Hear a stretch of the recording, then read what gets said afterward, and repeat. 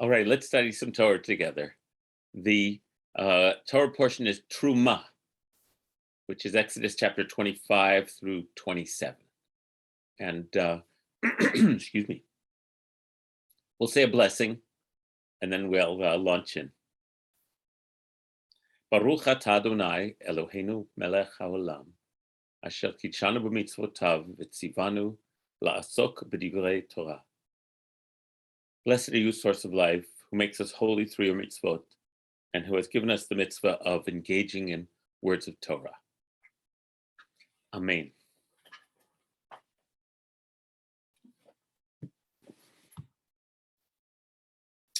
Okay, so Parshat Terumah. Now Moses is on top of the mountain. At the end of last week's portion, it says, Moses went inside the cloud and ascended the mountain, and Moses remained on the mountain 40 days and 40 nights. And so during that time, Moses receives these instructions. The next portion begins.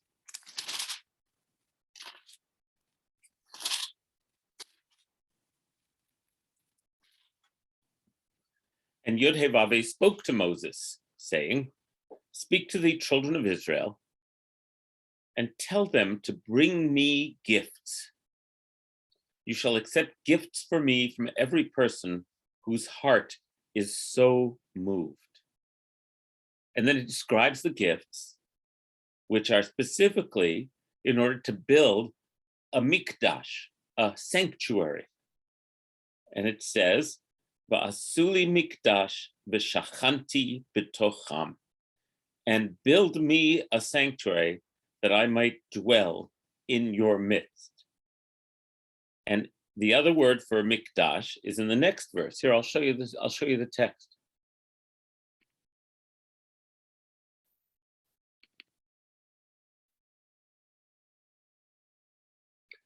This is what I was just reading. And then here are all the gifts that are to be brought: gold and silver and copper, blue, purple, crimson yarns, linen, goat's hair, ram skins, dolphin skins. We actually don't know what techashim are, that they translate as dolphin skins, and acacia wood, and oil for lighting, and spices for the anointing oil and the incense, lapis lazuli and other precious stones for setting for the ephod and the breastpiece. And then it says, in this famous line, Va'asuli mikdash v'shachanti b'tocham. Let them make me a sanctuary that I might dwell among them. Exactly as I show you the pattern of the tabernacle. Okay, so this word tabernacle is mishkan. And the pattern of all its furnishings, so shall you make it. And then the rest of the portions describes in beautiful detail how to make all of these appurtenances. The linen, the cloths that hang on the sides, the clasps, the rods, the poles, the ark, the menorah, everything that will make up the Mishkan is described in really beautiful detail. As I've said for years, boring detail until you invest in it, and it becomes really beautiful to picture all of this being made. Sylvia sent me a link to an article, an essay by Rabbi Lynn Gottlieb this morning that I was looking at that was discussing the Shekhinah. And I decided, let's spend time exploring Shekhinah as a term, a name for God, and a name that evolves through the centuries. And also, so I want to start by saying, so the word shachen means to dwell. A shachen is a neighbor in modern Hebrew. And a shchuna is a neighborhood in modern Hebrew. And when God says, Va'asuli mikdash, make me a sanctuary that I might dwell among you, the word for dwell is shachanti. And in Hebrew, as some of you know, when you take a verb like dwell and you put a mem in front of it, letter mem, and you make it into a noun, mishkan, that means the place of dwelling. So the Mishkan, which is tabernacle in its traditional translation. I needed to look up tabernacle, but I didn't have a chance yet. If anyone wants to do it, you can tell us what the origin of that word tabernacle is. The indwelling place. The Mishkan is where the dwelling happens of the divine presence. Again, it's good to know that little bit about Hebrew because mikdash comes from the verb kadosh, holy, or sanctity. Mikdash is the place of holiness. And so whenever you see a Hebrew word that begins with a mem in front of it like that, much of the time it's going to represent the place where that happens. And Ellen Weaver says, yes, to take in the rich descriptions and to feel into it as a dwelling place for us, surrounding and supporting each of us. Thank you, Ellen. So a mishkan is a sanctuary, and literally in Hebrew, it's the place where the divine presence dwells. Okay. The divine presence is made into a noun form in Hebrew from the same root, Shekhinah. Shekhinah is the divine, the experience of the divine as dwelling with us, being among us, being close to us, all of that. So it's quite beautiful. So the Mishkan is where we feel the Shekhinah, the indwelling presence, the nearness of God.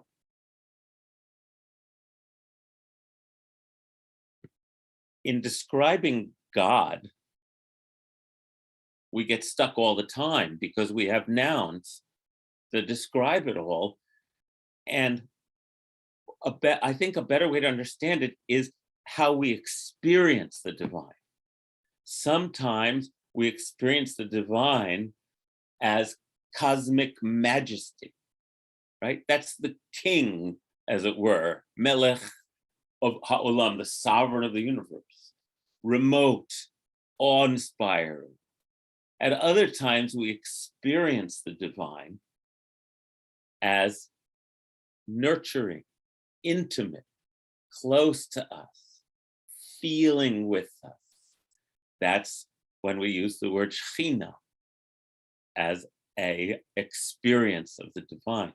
Oh, Robin, thanks for looking it up. So tabernacle simply derives from the Latin for tent or hut. Okay, good. But Mishkan is much more evocative than that, obviously.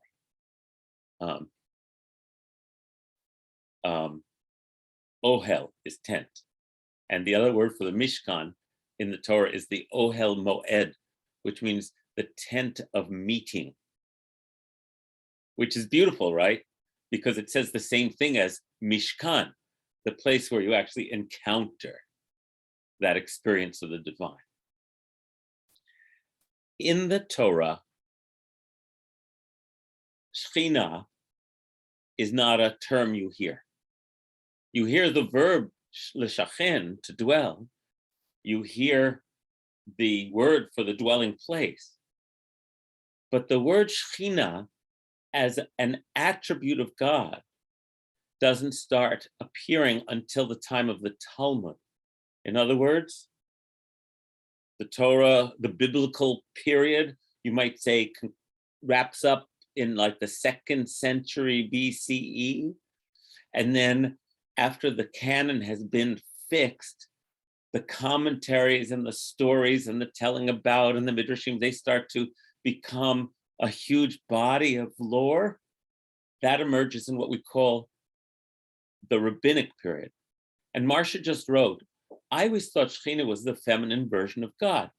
Exactly. And what I'm telling you in terms of timeline is why you understand it as that. because it is in the Torah, there's nothing feminine about the Shekhinah. The Shekhinah isn't even a term in the Torah, even though the verb is there. This particular noun construct isn't there. It comes about in the Talmudic period, in early and late antiquity, in the or 2,000 years ago. And so the rabbis start to discuss the Shekhinah as an aspect of God, and they identify it as feminine, but only in that Hebrew is gendered, and so a noun is either a masculine noun or a feminine noun, and Shekhinah is a feminine noun. So let me just look at a document and share with you some references in the Talmud to Shekhinah. Whenever a person studies Torah, the Shekhinah, or people, the Shekhinah is with them, among them. Whenever 10 are gathered for prayer, there the Shekhinah rests. These are different quotes from the Talmud. The Shekhinah dwells over the bedside of the sick man's bed. Whenever the children of Israel went into exile, the Shekhinah went with them. It's beautiful. And there are many, many references like that. So, as Ellen writes, Shekhinah as the indwelling presence, therefore the feminine nurturing aspects of the oneness. Yes, well said, well said. It's not really until the Middle Ages that the Shekhinah takes on a distinctly feminine identity. And that happens in the Kabbalah, in the mystical literature of the Zohar. The Zohar is absolutely unapologetically mythic, rococo, making up incredible, wonderful metaphors for God. It's like the essence of enthusiasm and excess as a way to try to describe the holy experience, as opposed to another way, which would be to retreat into wordlessness and contemplation. If you follow what I'm saying, whenever you're considering the nature of the infinite, there seem to be two options. One is to recognize that you can't say anything, and the other is to say everything. Jewish mysticism says everything. It's really, it's like a phantasmagorical. It's really fun to study, but I suggest you take a friend and someone who might know the roadmap a little bit, because otherwise it's like, what the heck is this? So in the mystical literature, the Shekhinah gets a distinctly feminine, nurturing, sexual, archetypal feminine identity. In the Kabbalistic tree of life, the Shekhinah is still that aspect of the divine that we can experience as close to us, as near us. The other attributes of the divine ascend beyond human perception. But the Shekhinah is the mom, the one who's holding us, the one whose presence, love we feel, even when we're far away, all of that. So in the Middle Ages, the Shekhinah gets a distinctly feminine and feminized identity. And in fact, in the Kabbalah, the goal of doing most mitzvahs is to unite the Shekhinah, the feminine attribute, with the distinctly feminine attribute of the divine, with Tiferet, the sun, S-U-N, the distinctly masculine, so that they can unite, and for a moment, you, through your holy actions, bring it all together, right? You unite opposites. In Jewish mysticism, the purpose of doing mitzvahs is to unite the opposites of God so that you feel the oneness of all. And I said it very simply. It gets said thousands of different ways in Jewish mystical literature. Shabbat and the Shekhinah become identified as one in the Middle Ages by the mystics, because Shabbat is the bride. Shabbat is the queen. And Shabbat is the Shekhinah, and we welcome this feminine felt presence of God into our midst, especially on Shabbat. And again, this is something that gets elaborated on in all the most beautiful ways. There's a teaching in the Zohar that what's going on top of Mount Sinai right now is holy intercourse. And there's a telling in the Zohar that I didn't know about, that on top of the mountain, the masculine attribute of God and the Shekhinah, so the Tiferet and Shekhinah, are uniting, and the Shekhinah gives birth to the 10 Commandments, which is then that Moses gets to experience that holy bliss and generativity, blah, blah. We can go on and on about this. Cynthia says, is the transition into the nurturing mother during the Middle Ages in any way a response to correlation of the cult of Mary that arose after the Crusades? I'm so glad you mentioned that. Art Green, my teacher, wrote a long article comparing the cult of the Shekhinah in Jewish mysticism to the cult of Mary in wider circles in that area. It probably is very much related to the cult of Mary, as the Mary being the mother, the accessible mother. Very much so. Art wrote a fascinating article about that nobody talks about it too much, even though he wrote this great article about it. Yes, just like you read in the Zohar stories that feel like sort of medieval chivalric stories. There's all of those cultures that penetrate in the Middle Ages. So the Shekhinah develops this, and Ellen said, and with the mystics in Tzfat, a huge goal is becoming a resting place, a mishkan, for the Shekhinah, not only the joining of masculine and feminine. Ellen, do you want to unmute and say any more about that? I'd love it.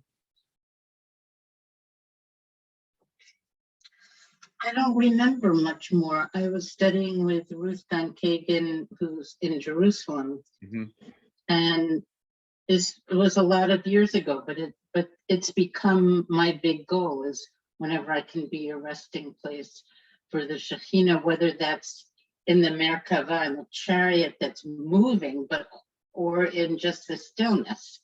And I don't remember. Oh, that's great. Make me a mishkan. Make me a sanctuary, so the Shekhinah might dwell in my midst. Becomes a mystical and experiential goal. Have a resting place, because it's a big job being the Shekhinah. Oh, Cynthia, I'll see if I can dig up that article. And thank you for bringing it up. Okay, so the reason I'm giving you all this history is because I like history. The Shekhinah, so the Shekhinah is very present, and more so as a feminine archetype and descriptor of God as Jewish history develops. But the Shekhinah really hits the big time in our generation because of feminism. And that's because as women, and that's why I don't want to be the only one talking today, for sure, as women determined to enfranchise themselves and have their voices heard, that also applied to women involved in Jewish studies. And so when God has only been portrayed really as a king, that's the word, Melech HaOlam, King of the universe, King of the universe. That's all we ever heard, right? Lord, blessed art thou, O Lord, our God, King of the universe. You want to look in the texts for some other monikers, for some, one wants to see oneself reflected in the cosmos, and so the most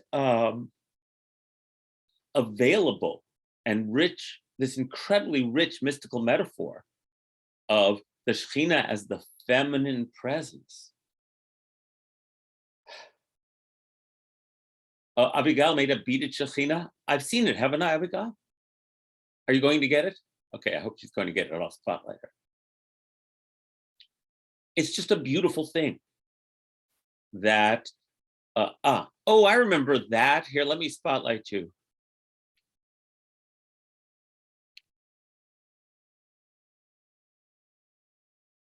Beautiful. Thank you. Let me go back to gallery view so I can see everybody.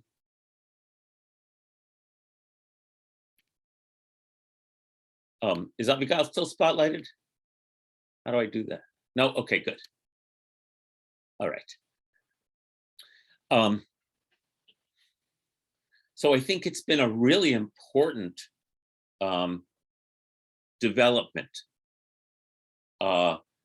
thanks to feminism, thanks to women saying, hey, we want a seat at the table, that the idea of Shekhinah has become elevated into the mainstream of Jewish life. I thought about all this because Sylvia sent me an article by Rabbi Lynn Gottlieb, a real pioneer of Jewish feminism, that I was reading this morning about her,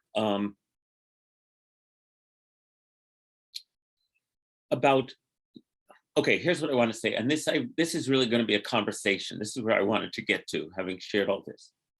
So it's really beautiful that we have a really venerable, ancient name for God that has been specifically feminine, like Shekhinah. It gives us a doorway into changing our language about God. We can talk about Shekhinah instead of Adonai, and we're still talking about God, but we're using a feminine word. It's a beautiful thing. And as we move into this time that I certainly am like trying to keep up with, where so that then can reflect in, say, a Jungian sense or a mythical sense on the dualities of the cosmos. So the masculine qualities of that get called masculine, but we're not talking about men, and this is where it gets really confusing. The masculine qualities of Tiferet, who penetrates Shekhinah, who becomes the receiver of the divine overflow and gives birth to the world. Shekhinah is known as the moon, because the moon reflects the sun. And all of this still reflects a hierarchy of some kind that can be troubling if we continue to get confused by the idea that men are this way and women are this way, as opposed to attributes that get labeled as masculine and attributes that get labeled as feminine. Now that we're into a time when many people do not want to assign these archetypes in any way to our everyday life, because they are, as Sylvia just wrote, troubling and binary. Oh, thank you, David. Cynthia, did you see David's Kagan's chat? That's the article. I really enjoyed it. Troubling and binary. Ellen Weaver wrote, also rachamema, from the word rechem. El Shaddai, for Shaddayim, breasts.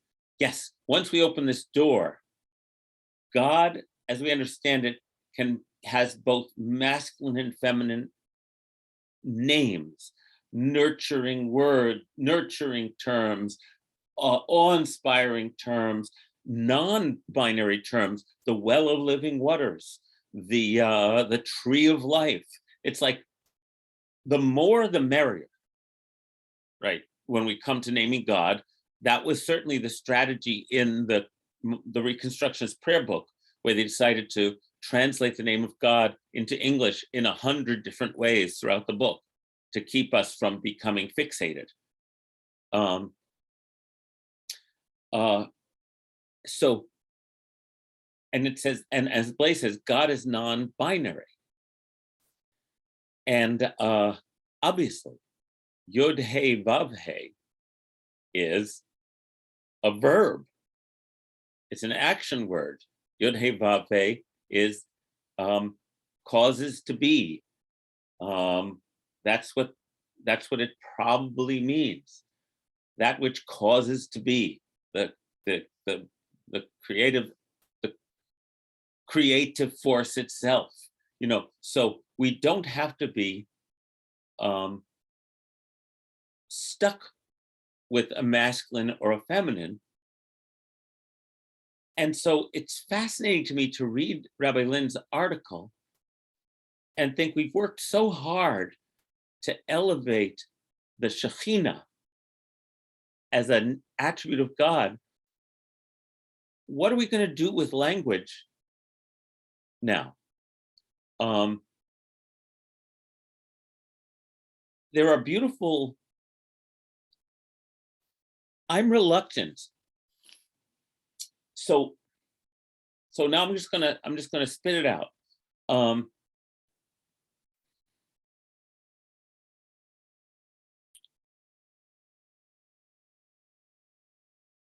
Human beings occupy a spectrum, but it's obvious that the spectrum is masculine and feminine and everything in between, and both. And it's obvious that most of the natural world has, for whatever reason, in this astonishing creation, been organized for sexual reproduction. Right? It's all just happening everywhere. Like the fertilizer and the fertilized. So here we are. So I don't want to shy away from gendered names. I want to actually find a way to loosen up. But the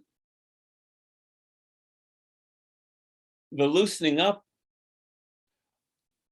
it feels like the opposite of loosening up, to now insist that we restrict ourselves to language that doesn't reflect our experience. I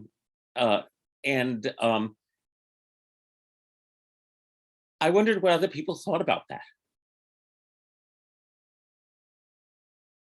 If you have anything to say about it, just do. It's like, of all things, me as a man, a cisgendered, privileged man who always identified as a boy and then as a man, even though, you know, my journey has been very much my own. Don't want to lecture a whole bunch of you on this stuff. That would seem to be exactly what not to do. But I did want to express myself. I wonder if anyone has anything else to say about it.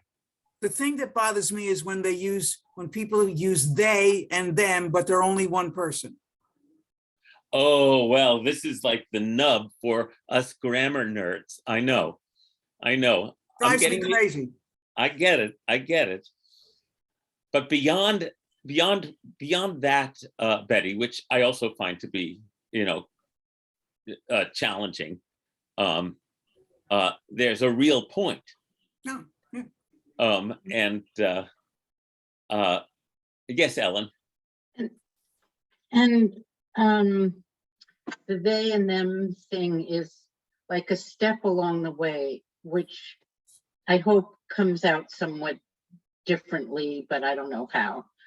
It's, I do think it's really important to maintain the whole spectrum with the masculine and the feminine and the everything in between, as you said, Jonathan, because that's the reality. And I think when things begin to change, there's an awful lot of clumsiness in the changing and kind of struggling and insistence. And that's just sort of how things tend to begin. And hopefully it will just become sort of normal and we'll have better language and whatever. That's. I understand. One of the questions that Rabbi Lynn brings up in the article Sylvia sent me is that what do we do as Jews studying all these ancient texts that come from patriarchal, hierarchical societies, and then we read them again and again? Does that reinforce them in us? Not for me. When I sort of came back to Judaism, actually because of you and Woodstock, I couldn't read a lot of the things that were he and him and Lord. I just, or I'd cross them out in the books and changed. And that was true for a while. And as I got more and more Jewishly educated and understood the huge expanse of Judaism itself, it was like I can do either. Like I could only pray in feminine God language for a number of years. And now in my own practice, I do either. When I'm with other people, it's just, it is what it is. I don't think it has to be the stumbling block that it may be, again, in the beginning of how do we work with this? And so now I'm happy reading any of it, though I most like when it includes everyone. Thank you. What that made me think about, Ellen. Sylvia. Well, she said something which reminds me of you. She says that when she talks about the Torah, she talks about it something from a long, long time ago, and maybe it's true, which made me think about how you talk about it as literature, as opposed to history. So I think looking at it like that, you don't have to be so fixed. And from what I recall in the article, is she talked about God being fluid. So if it's fluidity, that people are perhaps identified differently at different times of their lives, and maybe God's presence is different. So I don't know what kind of name you could use, whether I guess it can't be like a he or a she, but it's a fluid experience. Some of us haven't, I have not had a fluid experience. I've always identified as female. But many people as they age do change how they see themselves. And certainly trans people don't experience themselves as how they were born. Yeah, so I don't know. No, that's very helpful to me. And this is why I wanted to talk about it with you, to help me, which is that gender fluidity doesn't deny gender. It just means that it can be fluid, and certainly approaching the divine as fluid is the perfect term, because fluid means it's always moving and always changing. It's not static. And I think the fixed, so I think long ago for me internally, I abandon the fixed binary of what the divine is. So this is what we've been talking about for decades with me, is that God is life unfolding. God is by definition a fluid and ever-moving presence. The name of God is a verb. And so if we're made in the divine image, then we too are always fluid and unfolding. And we don't have to be attached to any rigid terms about ourselves. That is so helpful for me to phrase it that way. Cynthia, I'd love to hear what you're thinking.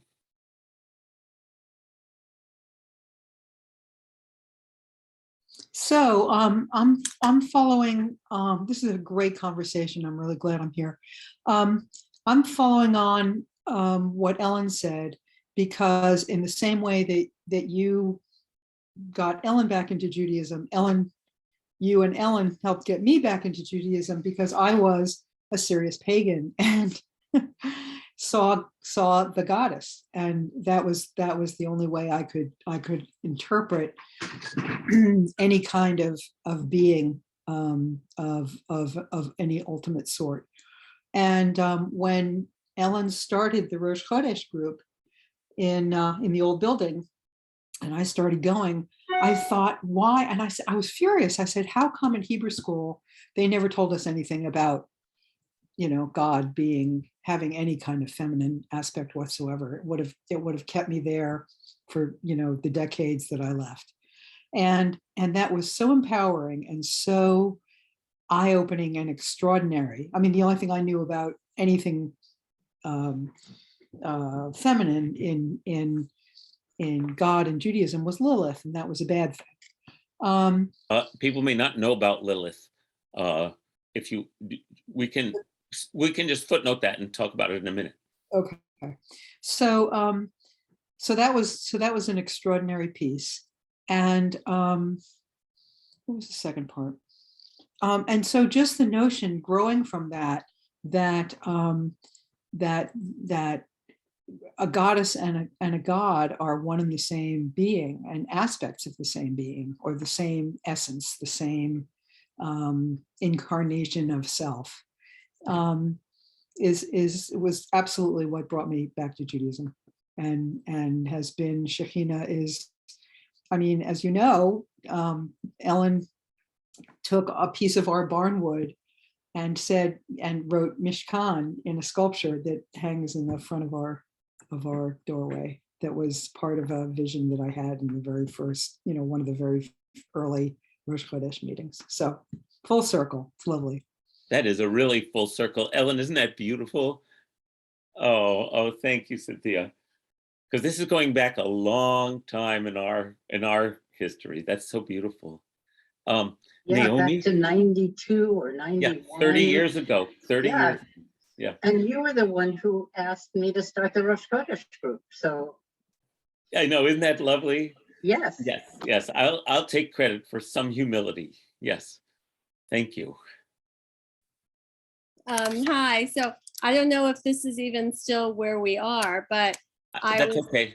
Okay. I was thinking about the they, them, and how when I first started to hear that, for me, there was some resistance to that, also being kind of like a grammar and English nerd and, wanting everything correct. But it kind of reminds me of how you refer to Torah as like a myth and almost like these mythic proportions. It's really just symbolic to me now, as like, it goes beyond the literal, right? We're talking about the binary of he, him, she, her, as a very literal, way of interpreting these binaries, and they, like them. Either or, right? Yeah, exactly. And they, them is, for better or for worse, with the limitations of our English language, is a way to take this beyond and incorporate both and everything.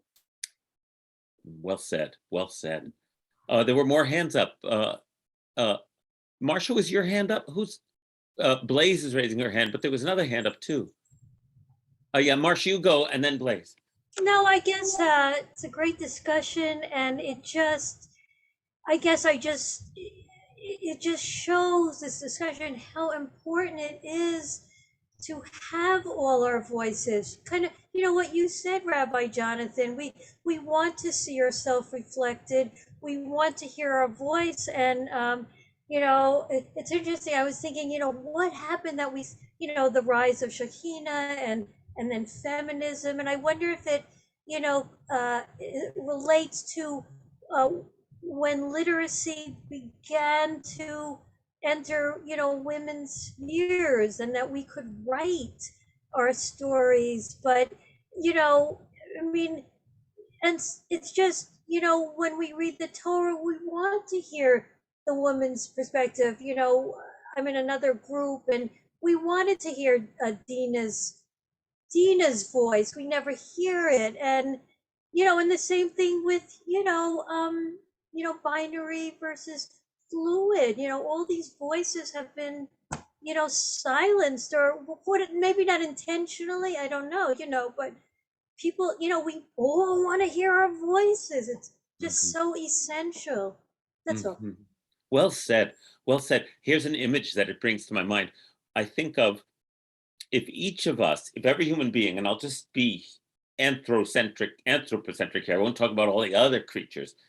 If every human being is an expression of consciousness, then divine consciousness would be if we could see every human being's perspective at once. I love thinking about that. Each of us is only like a little, we're just sort of popping up above the water a little bit. But what if God's point of view would be seeing through everyone's eyes at the same time. I like thinking about that. And I just wanted, I'm just reading a book, totally different time period, but My Dear Hamilton, and it's the perspective of Eliza Hamilton, Alexander Hamilton's wife. And it's like, oh my God, it's so eye-opening. And we've never heard her voice. It's, wow.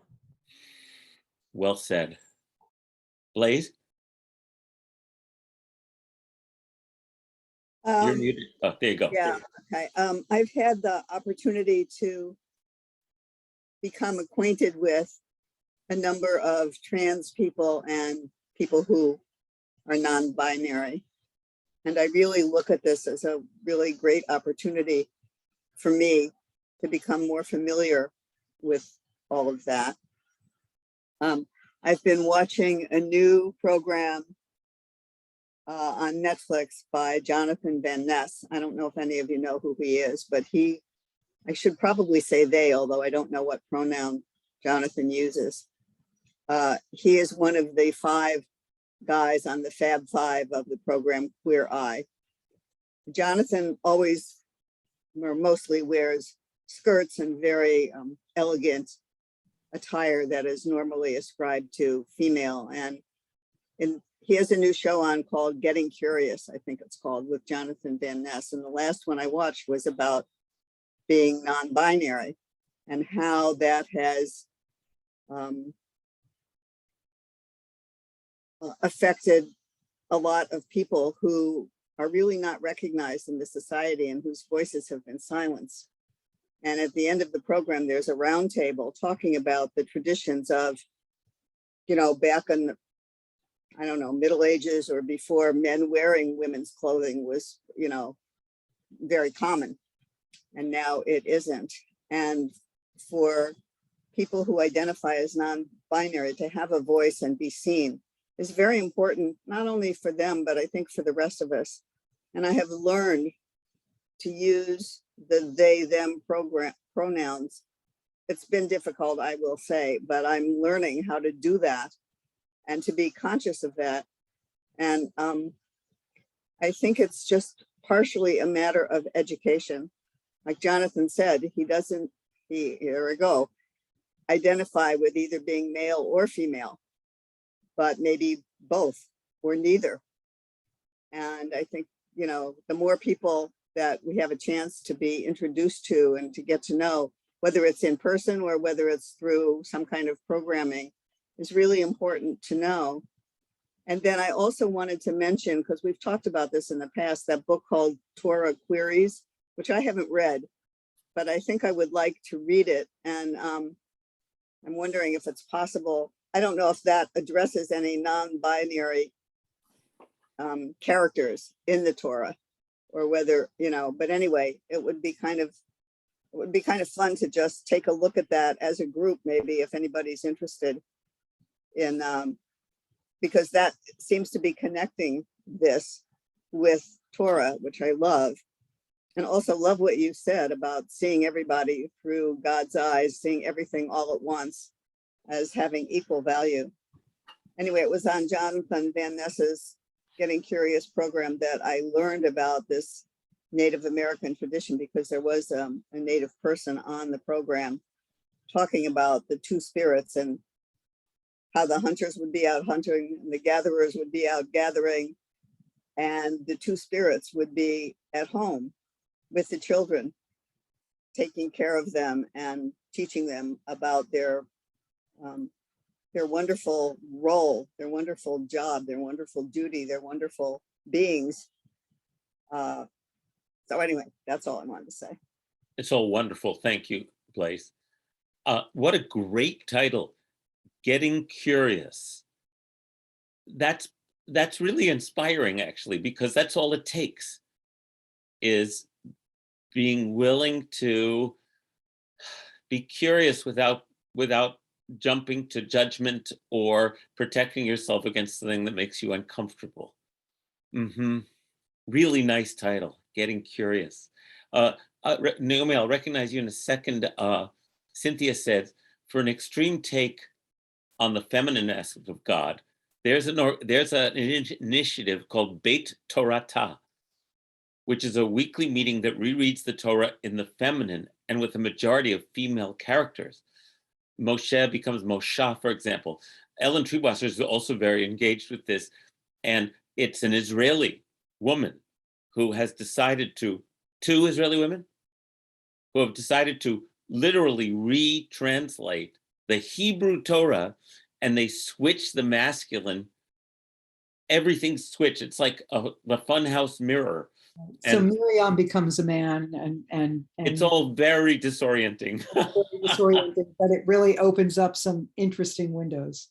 That's fascinating. Why not? And Kol Chai down in New Paltz has a women's circle, and a non-binary circle. And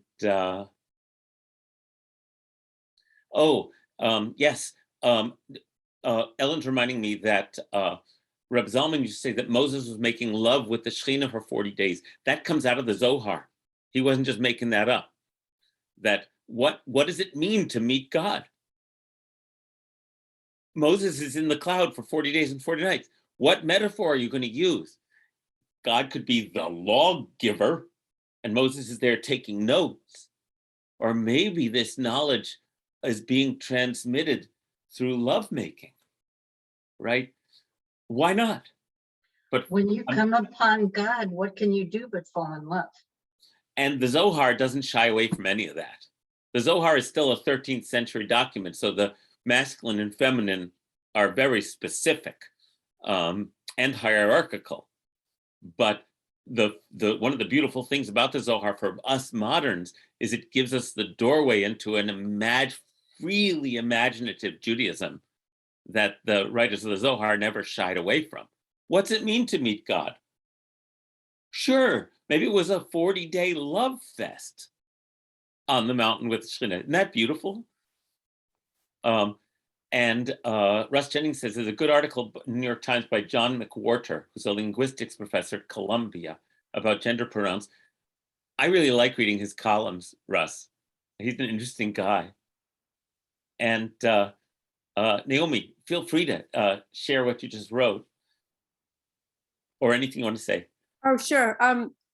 Well, I was just overhearing Charlotte on Zoom classes when she was doing her her major in Jewish studies, and the teacher was talking about the different words, and I think it was about, I forget the title of the class, but it was about how there are words in Torah for people who don't identify as female or male, yes. identify as both, and that, indicating that it's really quite endemic to just human nature. It's not like a new thing that we're experiencing now, let me speak about that a little.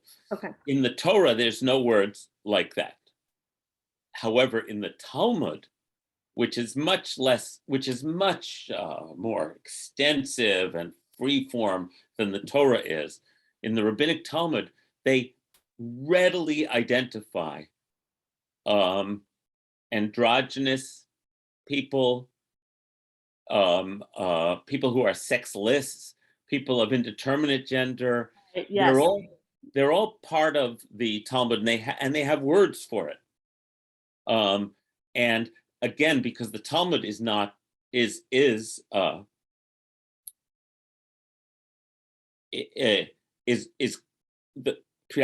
occupied deeply with categories, and with who gets to do what, and so they're trying to figure out which category applies to these not explicitly male or female people that they know, right?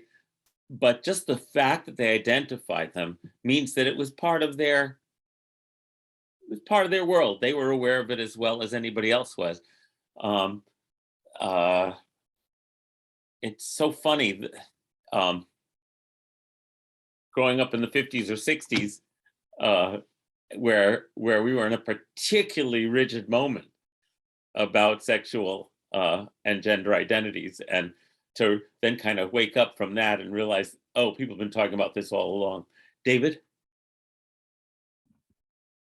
Yeah, that's almost exactly what I wanted to talk about. I was born in 1960, and I had a brother. I had two older brothers, and I feel like the oldest one experienced the 60s, and I feel like I kind of was like just sort of a little too young. I don't identify from the 60s, but I look now and I have kids who are 17 and 20, and I think about the changes. My 20-year-old he can't relate to the 60s at all. He just finds it completely weird. But as I also consult for the TMI Project, which is a wonderful organization, social justice through storytelling, which includes LGBTQ issues. And as I look at the 60s and I look at the present day, I think there's a really interesting and wonderful evolution that's going on. The 60s was a time of this sexual revolution.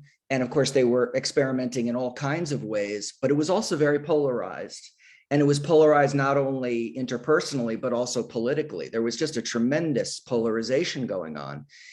And when I look at what's going on now, there are so many different kinds of stories that are beginning to emerge in the LGBTQ arena. But one of them, I think, this non-binary, maybe one story, even within non-binary is, or in gender fluidity is, enough of all this sexuality. I'm a human being. I'm not this or that. Why do you keep lowering me down to my sexuality?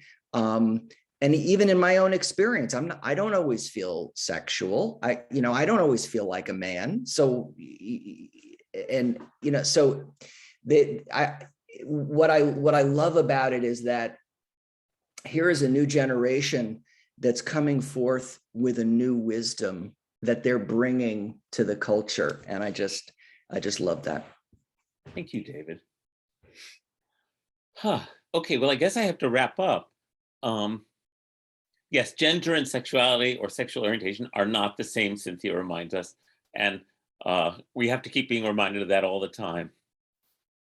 But I guess I'll wrap up by saying that, I've always identified as a Reconstructionist Jew, because Reconstructionism grew out of the progressive 1930s as a philosophy, an approach to Judaism that understands that everything is always evolving, and that we need to study and approach Judaism also as a living culture and civilization that continues to evolve. And so here, that's what we're doing. And Mordechai Kaplan, the founder, Rabbi Mordechai Kaplan, said one of his most controversial and famous sayings was, "Tradition has a vote, but not a veto," which is very catchy and so worth remembering. tradition has a vote, but not a veto. Meaning that, and as he insisted, and as I've tried to do, that you really want to know what the tradition says, because we don't have a corner on wisdom, right? In fact, wisdom may reside in the most ancient lineages that we can study. That's where, you know, we didn't make the world. On the other hand, this, just like you were saying, David, we have to learn things from the next generation as the human story keeps unfolding. So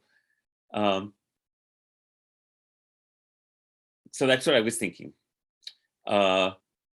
Naomi said, okay, Vicky, I hope you appreciated this.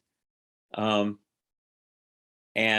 Naomi said they are high school students and it explores so much about teenagers as humans. Oh, there's a great show called Sex Education on Netflix that explores what we're speaking of, not from a Jewish standpoint, but from a humanistic standpoint.